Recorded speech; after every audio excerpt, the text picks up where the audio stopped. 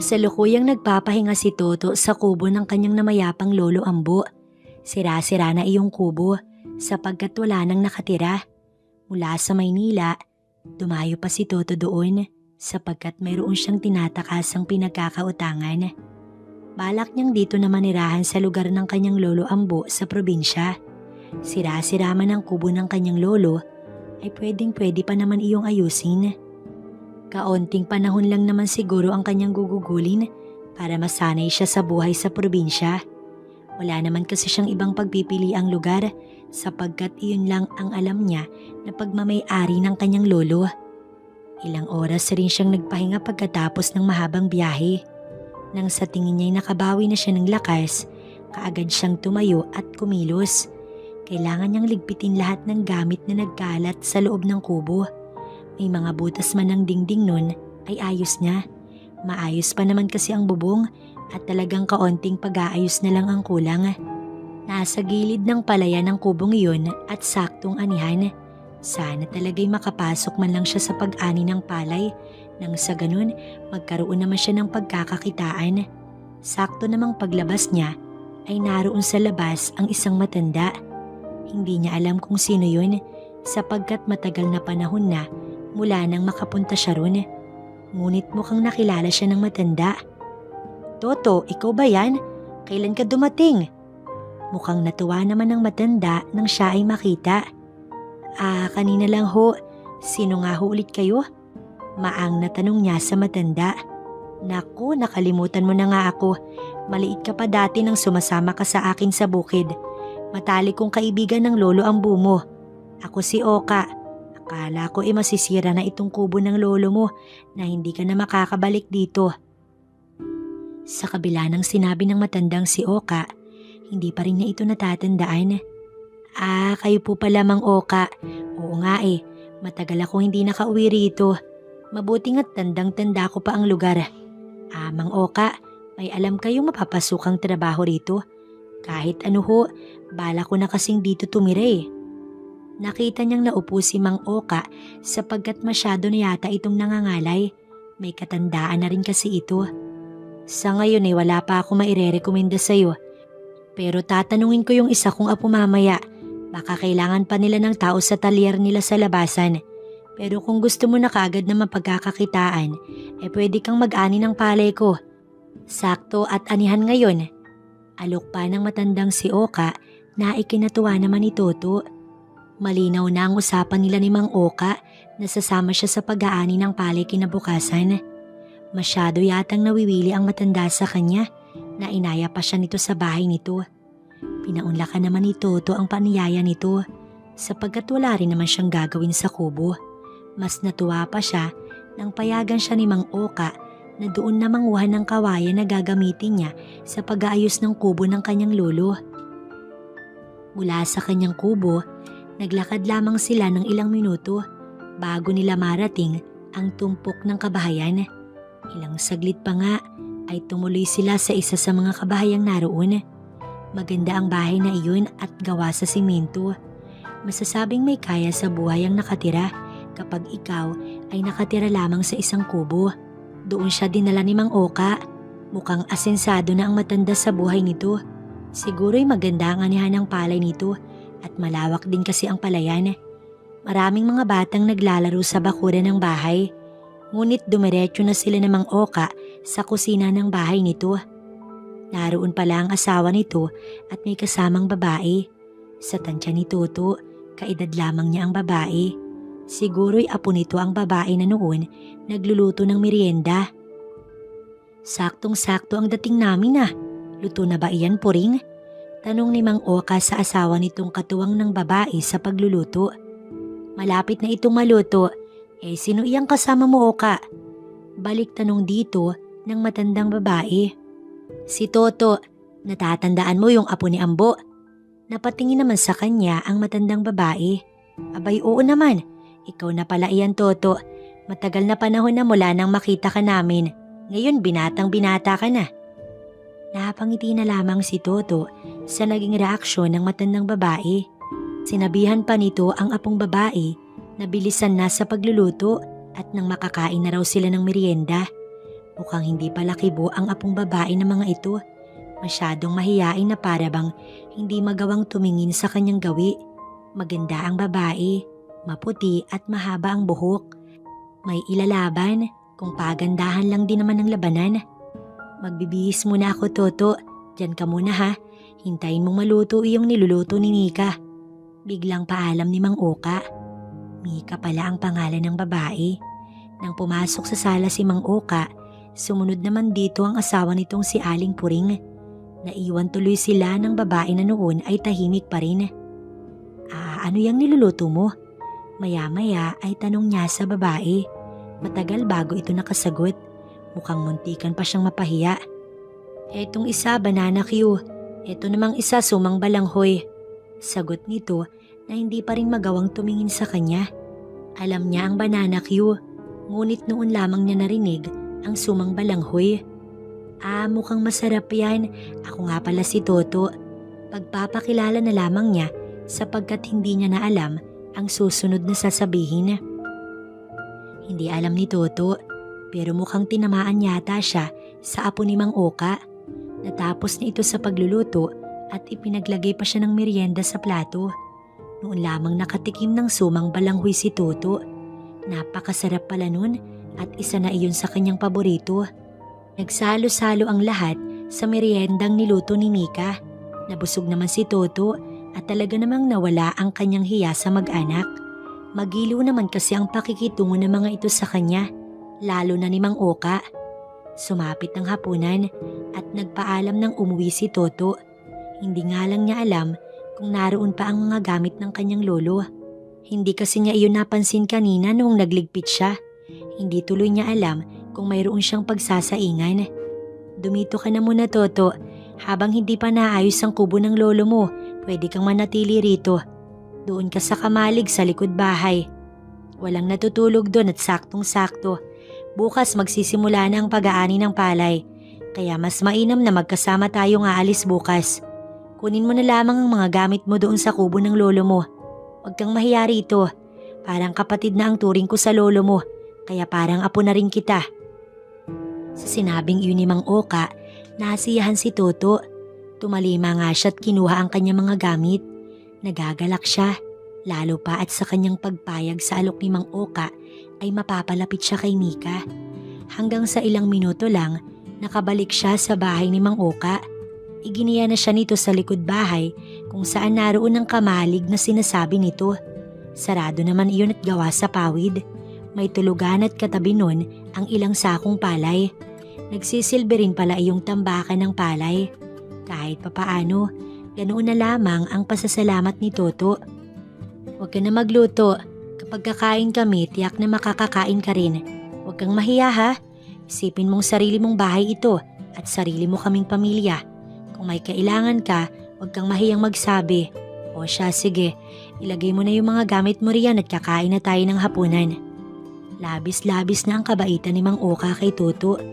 Inilapag na nga niya ang kanyang bag sa papag na naroon sa kamalig at sumunod na kay Mang Oka. Pumasok nga sila sa bahay ng matanda kung saan nakahanda na ang hapunan. Silang apat lamang ang naroroon. Siya, si Aling Puring, si Mang Oka at si Mika. Napag-alaman na ni Toto na ulilang lubos na pala si Mika, kaya ang lolo at lola na nito ang nagpalaki at nag-aruga dito. Sa kanyang pagtira roon, tiyak na mapapalapit sila ni Mika sa isa't isa. Kaya naman nang matapos sila sa pagkain, nag-alok siya ng tulong sa dalaga.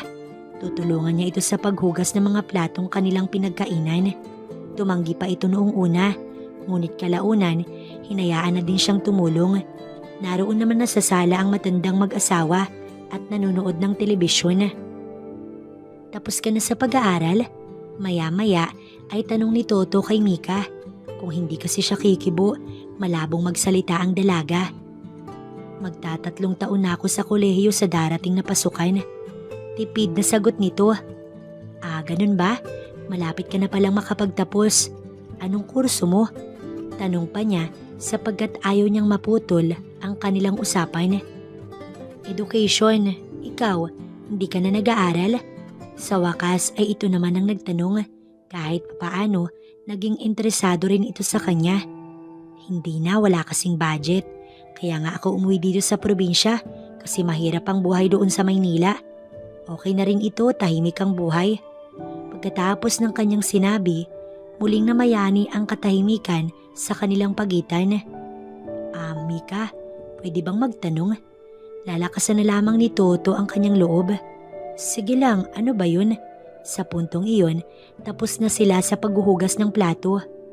May BF ka na ba? Mukhang nagulat si Mika sa naging tanong niya, kaya naman napalingon ito sa kanya. Sa university meron, pero hanggang dun lang. Ayaw kasi ni na lolo at lola na magka-boyfriend ako. Yun nga yung problema ko eh. Kung paano ko sasabihin sa kanila ang tungkol sa pagkakaroon ko ng boyfriend. Sa narinig, nadismaya si Toto. Buong akala niya wala pa itong kasintahan. Akala niya may pag-asa pa siya. Baka kasi gusto lang ni Mang Oka na makapagtapos ka muna bago ka papayagang mag-boyfriend. Ganoon talaga ang mga lolo. Mas mahigpit sila kesa sa totoong mga magulang. Kaya kung ako sa'yo, sundin mo na muna ang lolo at lola mo. Para rin naman sa'yo iyong mga ipinagbabawal nila. Ang kanyang sinabi ay isa lang sa mga reason niya para baguhin ang isip ni Mika. Ang isa pang rason, gusto niyang sa kanya mabaling ang atensyon nito. Nang gabing iyon, malungkot na tumungo ng kamalig si Toto. Mukhang sinampal siya ng katotohanan. Sayang at may kasintahan na pala si Mika. Malabo nang magkaroon ng espesyal na bagay sa pagitan nilang dalawa. Oo nga at hindi pangit si Toto. May taglay siyang kagwapuhan na noong nasa Maynila pa siya, kabilaan ng kanyang naging kasintahan. Ngunit iba talaga si Mika. Gustong gusto niya ito, kahit pabago pa lamang niya itong nakilala. Mukhang mahihirapan siya sa pagkuha ng loob nito, ngayong napag-alamanan niya na mayroon na itong kasintahan. Ngunit syempre hindi siya titigil. Gagawa at gagawa siya ng paraan. Kinaumagahan, sumama nga si Toto kay Mang Oka. Marunong naman siyang umani ng palay sapagkat minsan tinuruan siya ng kanyang ama sa lugar nito noon. Wala namang halos na ganap sa araw na iyon. Natapos ang araw at napagod si Toto. Nawala lamang ang kanyang pagod nang makita nito si Mika. Kakaligo lamang nito at mukhang napakabango. Panay nga ang pambobola niya rito at sa paunti-unti naging malapit sila sa isa't isa. Ang planong pag-aayos ng kubo ng kanyang lolo Ambo ay hindi nangyari. Mas gusto raw kasi ni Mang Oka na doon na siya manirahan sa kamalig nito sa likod bahay. Noong araw nga na iyon, lumuwas sa bayan ng matandang mag-asawa. Naiwan sila ni Mika sa malaking bahay. Nanonood lamang sila ng TV at ang haling tapat.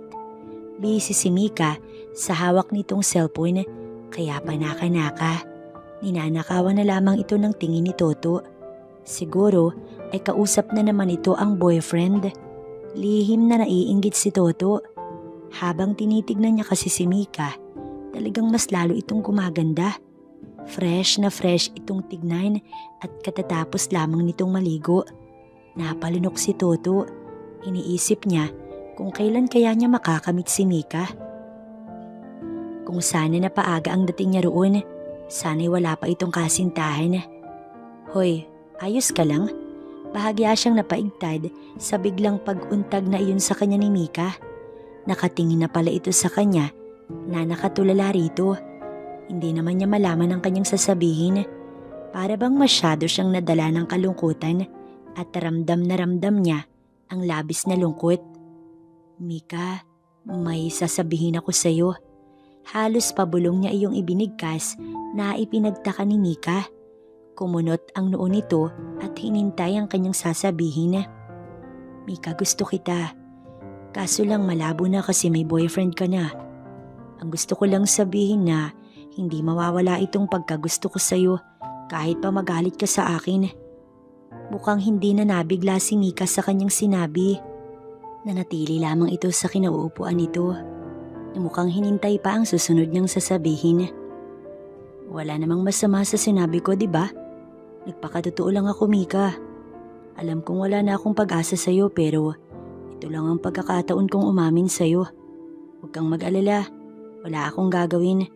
Alam ko naman na mahal mo yung boyfriend mo. Ang gusto ko lang, ipaalam sa'yo ang nararamdaman ko. Sana wag mo kong layuan, Mika. Irerespeto kita. Buong buhay ni Toto, noon lamang siya naging seryoso at sincere ang kanyang mga sinabi. Kitang-kita niya kung paanong napalunok si Mika at mukhang hindi nito alam ang isasagot sa kanya. Sige na, siguro matutulog muna ako. Okay ka lang naman siguro dito, no? Na mag-isa ka lang. Babalik na ako sa Kamalig. Kasabay ng kanyang sinabi ay tumayo na siya.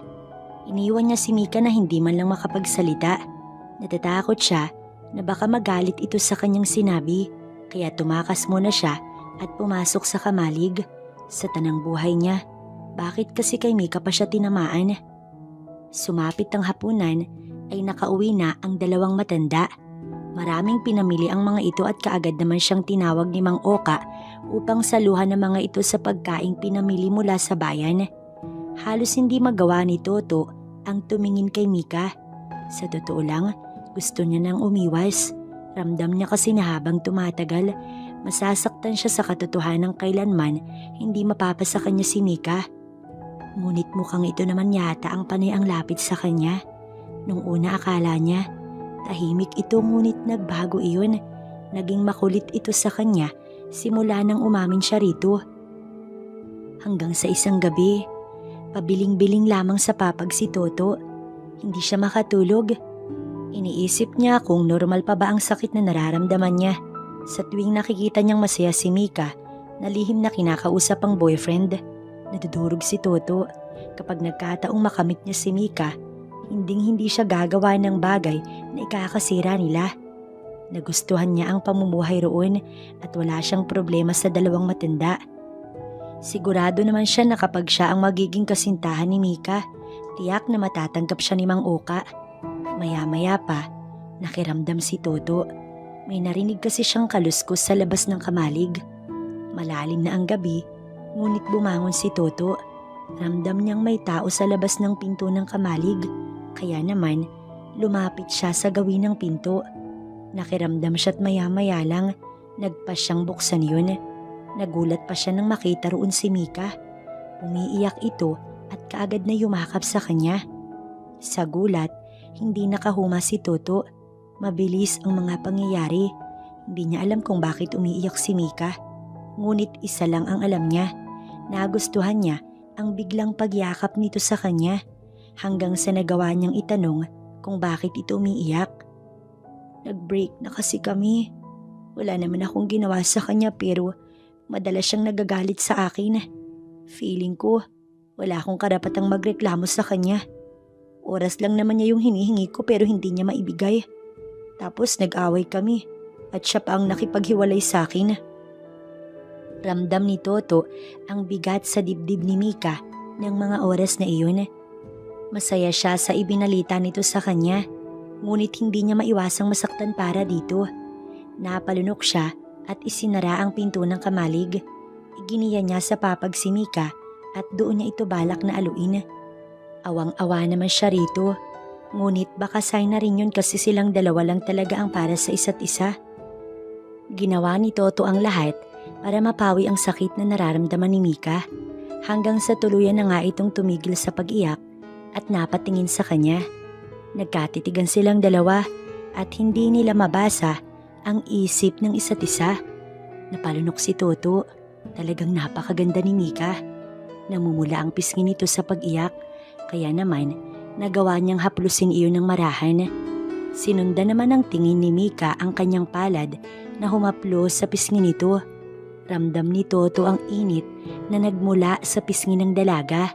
Sa puntong iyon, biglang bumilis ang tibok ng puso ni Toto. Sa kanilang pagtititigan, para bang pareho silang nawala sa kanilang sarili.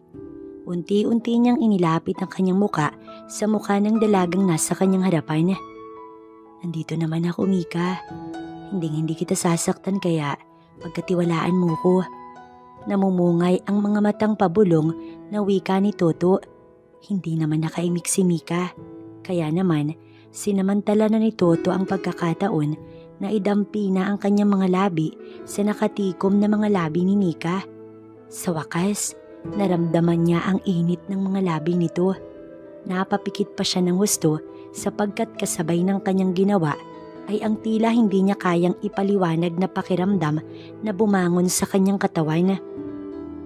Tuluyan siyang nawala ng kontrol nang maramdaman na tumugon si Mika sa kanyang halik.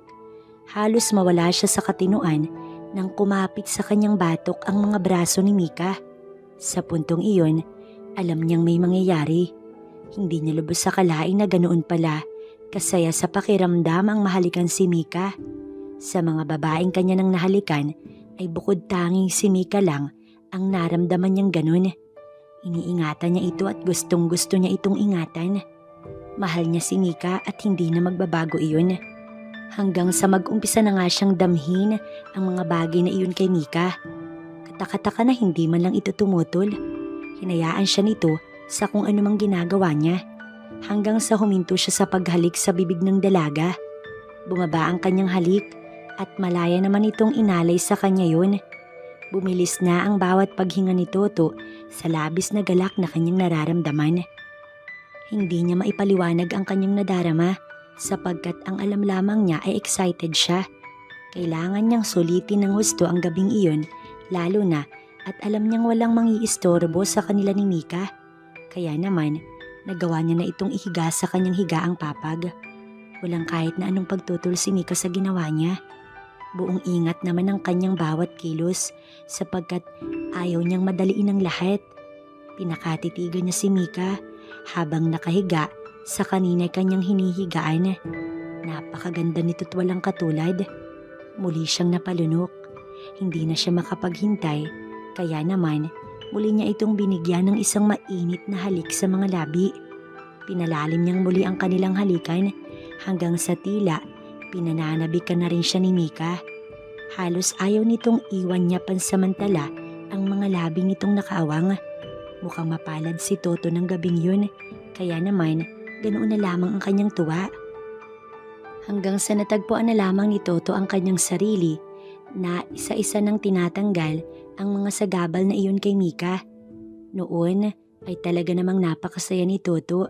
Para siyang sasabog sa init sa pagtitig pa lamang kay Mika.